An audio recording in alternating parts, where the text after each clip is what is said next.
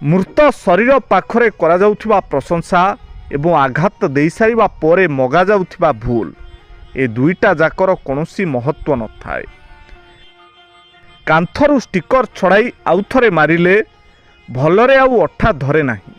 ବିଶ୍ୱାସ ଠିକ୍ ସେମିତି, ଥରେ ଭାଙ୍ଗିଗଲେ ପୁଣି ଥରେ ଭଲରେ ଆଉ ଯୋଡ଼ି ହୁଏ ନାହିଁ।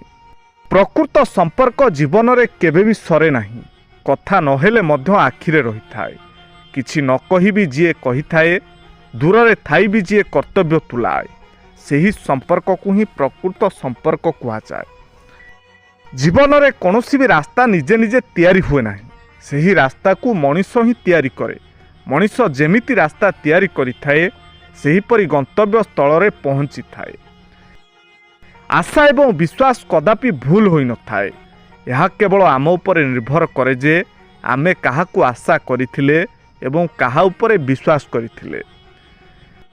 ଯେକୌଣସି ସକାରାତ୍ମକ ଚିନ୍ତାଧାରା ଅବା ପଦକ୍ଷେପ ନକାରାତ୍ମକ ଚିନ୍ତାଧାରା ଠାରୁ ଶତଗୁଣରେ ଭଲ।